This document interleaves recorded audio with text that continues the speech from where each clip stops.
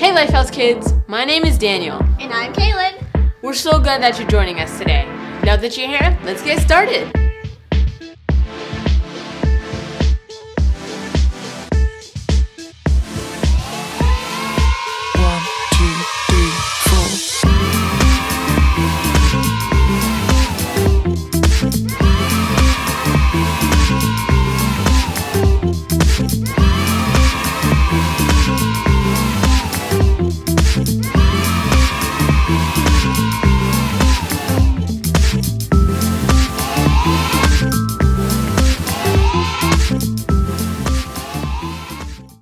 Hello, my fellow astronauts. Welcome to LifeHouse Kids. This month, we're finding out what it means to take on a new adventure with initiative. Initiative is seeing what needs to be done and doing it.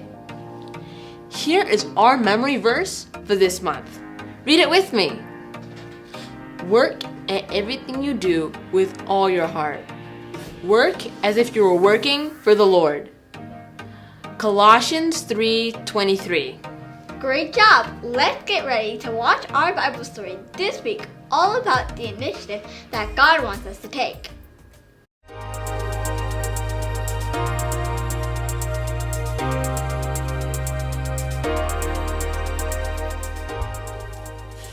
Good day, space travelers! It is I, Jacob, and I'm here to take you to the very edge of the universe, or at the very least, the very edge of initiative. Initiative is seeing what needs to be done and doing it.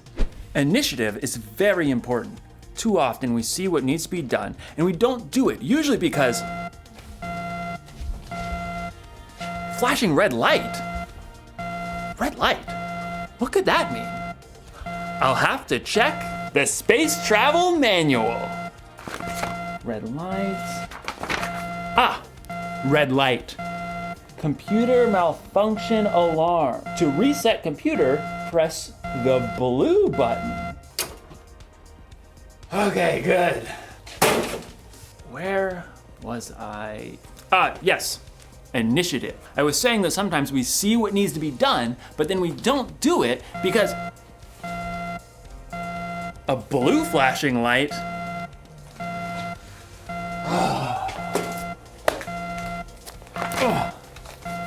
Blue light, blue light, blue light, blue light.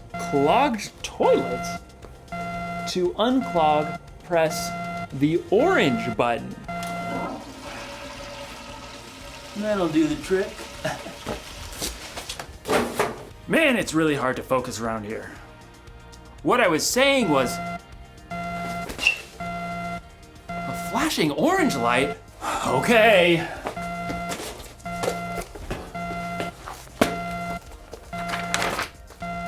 Orange light, orange light. In today's story, we'll hear more about Nehemiah rebuilding the wall around Jerusalem. A really difficult job. Orange light. Got it. Whew. I hope Nehemiah doesn't lose focus. Oh man, what could that alarm be? Oh, I just got a text message. See you in a few.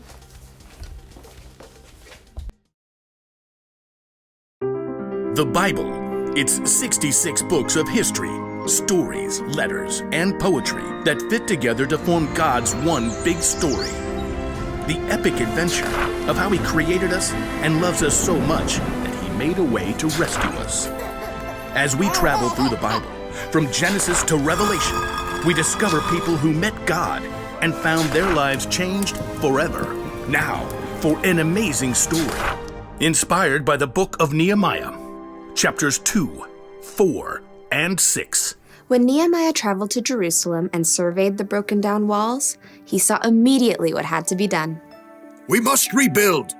God moved the hearts of the people to join him. Let's get started! Hooray!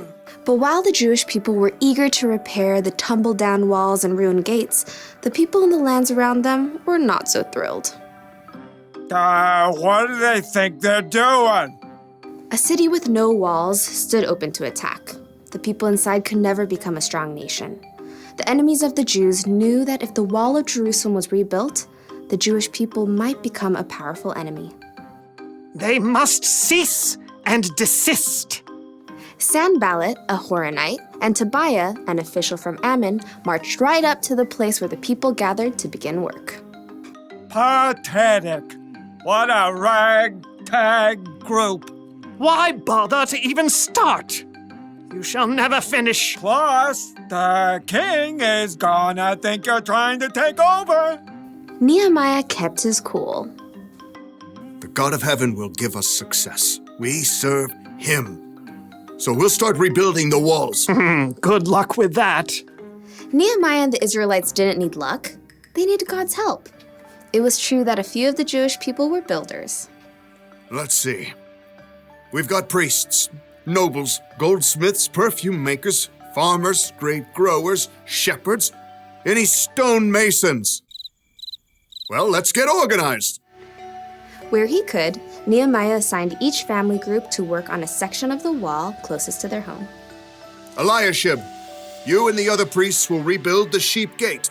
Then, work on the wall up to the Tower of the 100. On it. Hassanah's family, I want you to work on the fish gate, lay its beams, and repair the doors with metal bolts and bars. We've got this. Nehemiah continued to give each family or group a part of the wall to rebuild. Old and young, men and women, they put everything they had to gather the fallen stones and hewing beams.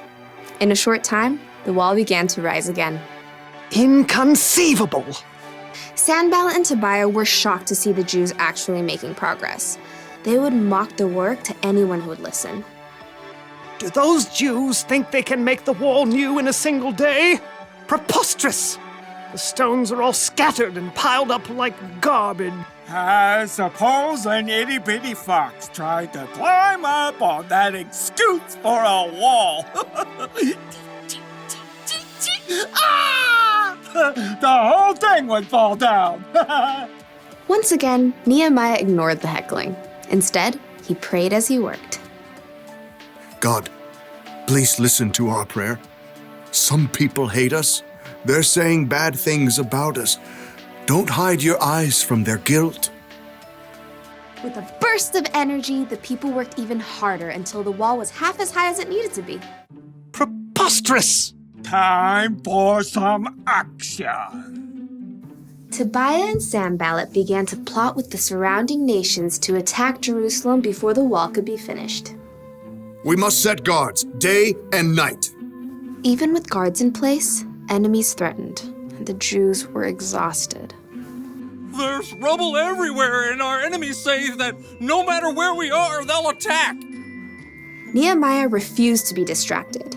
He stationed families at the weakest parts of the walls, armed with swords, spears, and bows. Don't be afraid. Fight for your families. From that day, everyone carried their weapons, even as they worked. If you hear the sound of the trumpet, run to join us. God will fight for us. Nehemiah and the Jews worked from the very first light of sunrise until the stars came out at night. At last, the wall itself was finished. It's full height. All the gaps are filled. Yeah! But we can't rest yet. The entrance gate still must be repaired.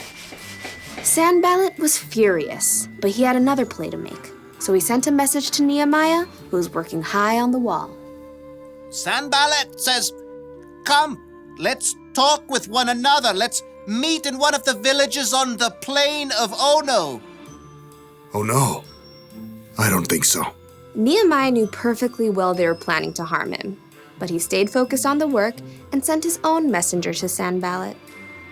Nehemiah says, I am working on a huge project. Why should the work stop while I leave it? Why should I go down and talk with you? Inconceivable! Try again. 5 times, Sanballat sent messages. He even threatened to tell the Persian king that Nehemiah was trying to make himself king. Tell Sanballat you're just making that up. Oh, I'll have to send another message. Time for a new strategy. Sanballat made one last desperate attempt. He hired a man named Shemaiah to make Nehemiah look bad with his own people. Nehemiah, some men are coming at night to kill you. Let's go hide in the temple and lock the doors. Nehemiah knew that God had not sent Shemaiah.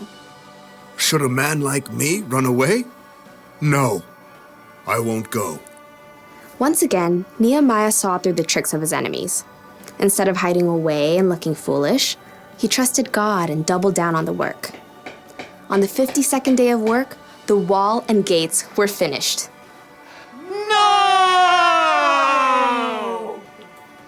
The wall had been finished in record time by a group of ordinary, everyday people. It was clear to everyone that God had helped Nehemiah and the Jews stay focused and finish strong.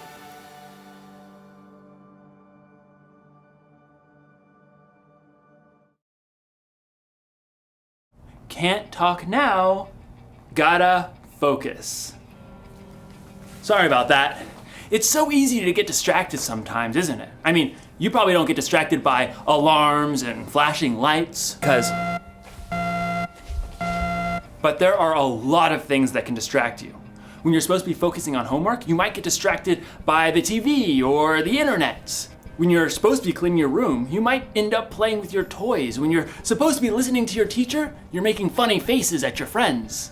We get distracted by our stuff, by other people, even by our own thoughts and worries. There's so many things fighting for our focus. It can be overwhelming. I mean, look at Nehemiah. He was rebuilding the wall of Jerusalem. He had enemies on the outside and people fighting with each other on the inside. It would have been so easy for him to get distracted, but he stayed focused.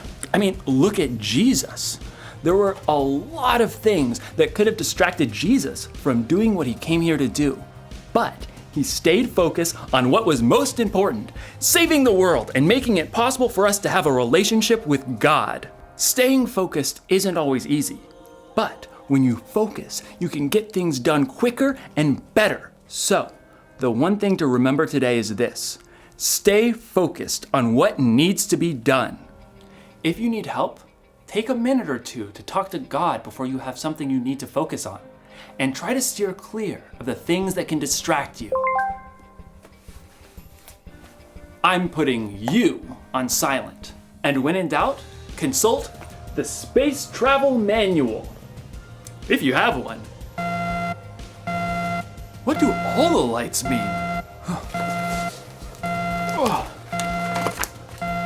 All the lights, all the lights, all the lights, all the lights. Oh. Dance party.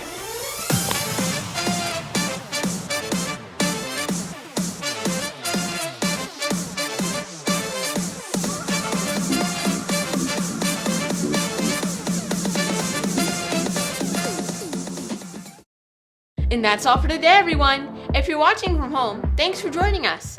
If you're at one of our campuses, get ready to talk about some more ways we can take initiative. Thanks for watching. Have a great week and see you